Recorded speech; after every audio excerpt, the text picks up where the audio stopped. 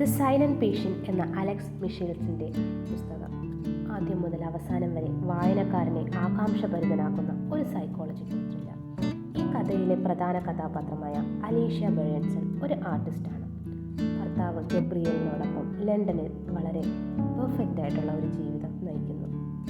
Alicia തൻ്റെ ഭർത്താവിനെ വളരെയധികം സ്നേഹിക്കുന്നു. അവൾ അവളുടെ ഡയറിയിൽ കുറിച്ചത്, ഗബ്രിയേലാണ് എൻ്റെ ലോകം. അവൻ എന്നെ എങ്ങനെ അക്സെപ്റ്റ് ചെയ്താലും, അവൻ എത്ര സെൽഫിഷായാലും ഞാൻ അവനെ എപ്പോഴും സ്നേഹിക്കും.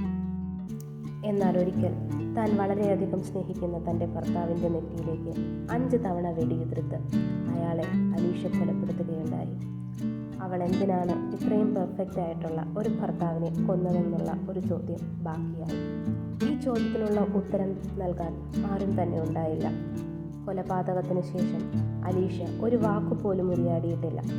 കോടതിയിൽ വിചാരണ വേളയിൽ തനിക്ക് അനുകൂലമായി സംസാരിക്കാൻ പോലും അവൾ തയ്യാറായില്ല. എന്നാൽ പ്രൊഫസർ ഡയോമിഡ്സ് അലീഷ്യയുടെ മൗനം അവളുടെ കുട്ടിക്കാലത്തുണ്ടായ സൈക്കോളജിക്കൽ ട്രോമയിൽ നിന്നുണ്ടായതാവാം എന്നുള്ള നിഗമനത്തിലാണ് എത്തിയത്. ഇത് പരിഗണിച്ച് കോടതി അവളെ ഡ്യൂവിൽ അഡ്മിറ്റാക്കുന്നു.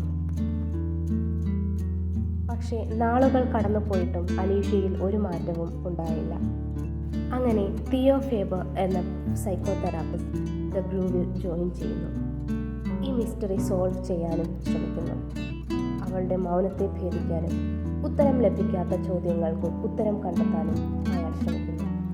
ഈ നോവൽ അലീഷ്യയുടെ മാത്രമല്ല, സൈക്കോതെറാപ്പിസ്റ്റ് ആയ തിയോ ഫേബറിൻ്റെയും ലൈഫിലെ നിഗൂഢതകളിലേക്കാണ് നമ്മെ കൊണ്ടുപോകുന്നത്. അദ്ദേഹത്തിൻ്റെ ഭാര്യ കാത്തിയും ഈ മറഞ്ഞിരിക്കുന്ന നിഗൂഢതയിലെ ഒരു കഥാപാത്രമാണ്.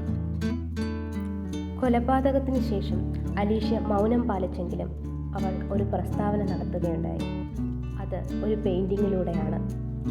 ഗ്രീക്ക് മിത്തോളജിയിലെ ഒരു സാഡസ്റ്റ് ലവ് സ്റ്റോറിയിലെ കഥാപാത്രമായ അലസെസ്റ്റിസ് എന്ന് പേര് കൊടുത്ത ഒരു പെയിൻറ്റിങ്ങിലൂടെ.